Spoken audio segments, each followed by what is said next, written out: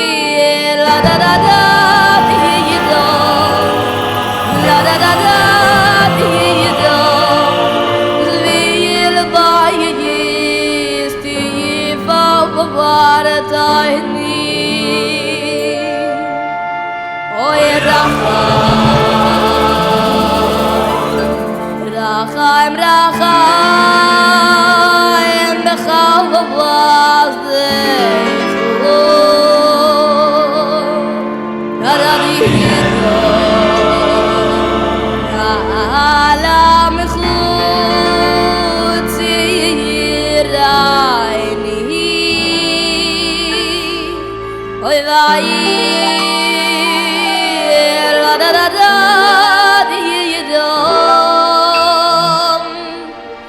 I'll see you Mishkan kevoyidecho oy vayir la da da da yidom la da da da yidom liyil vayis tiyifa varatayni oy vayir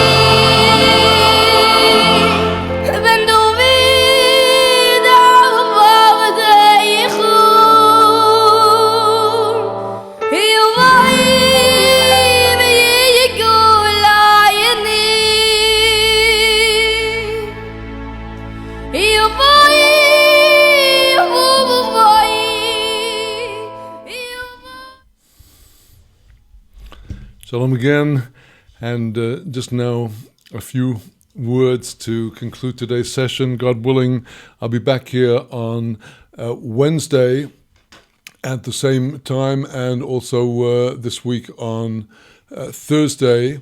And tomorrow, as usual on Tuesdays, we shall not be having our session. But I would just like to say a few words about the coming festival of Rosh Hashanah, and about the mitzvah of the shofar, which we shall be performing with the help of God in communities of Israel across the world next Monday morning, the first morning of the new year of 5777, and also on the second day of Rosh Hashanah next Tuesday.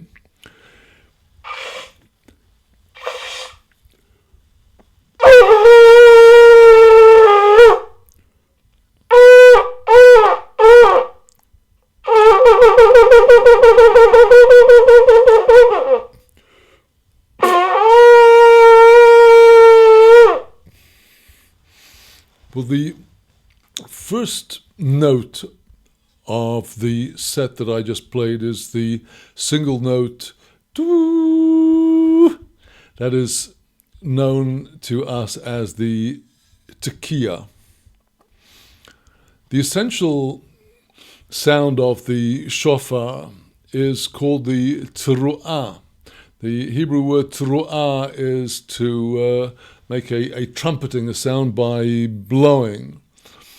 The Hebrew word tekiah is from the Hebrew root taka, which means to drive something in. You make a single assertive note to introduce the set, but the main note is called the TORAH, and in the Torah, the festival of Rosh Hashanah, that we call Rosh Hashanah, is called the Yom Teruah, the day of the trumpeting with the horn. But the Teruah note is a mysterious note because it actually falls into two categories, which we today call the Shvarim and the Teruah.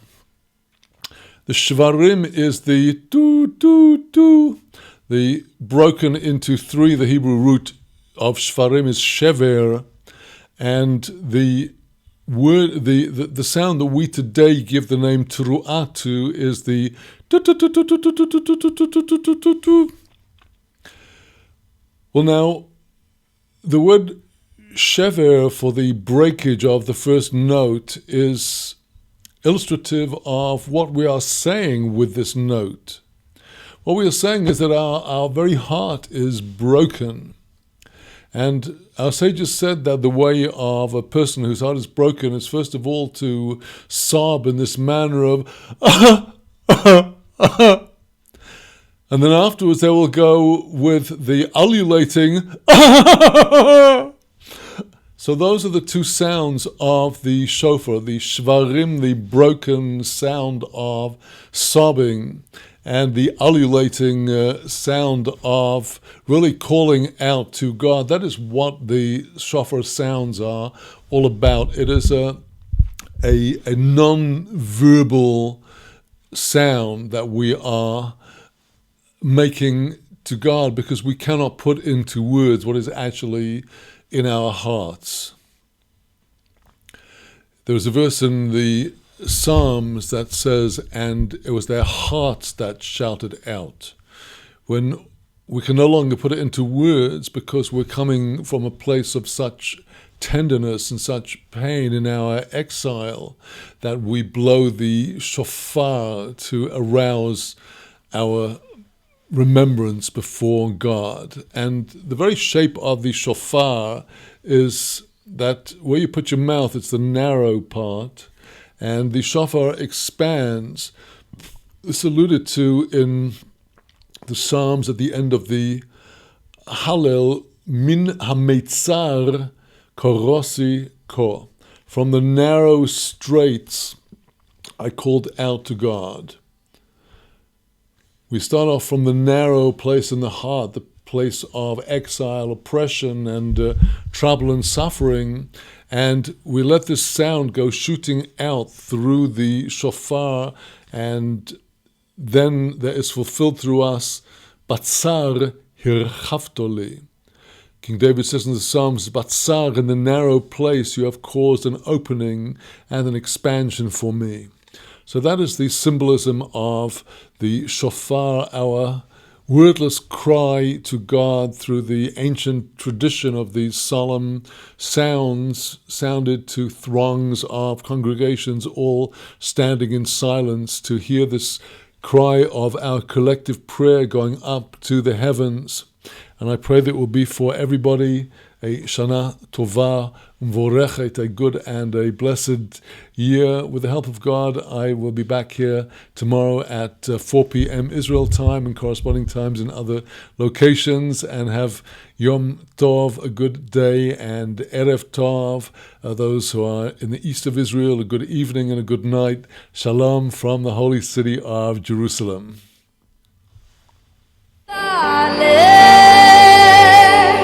Al koes yayin mulai oy oy kevir kababas kevir kas asher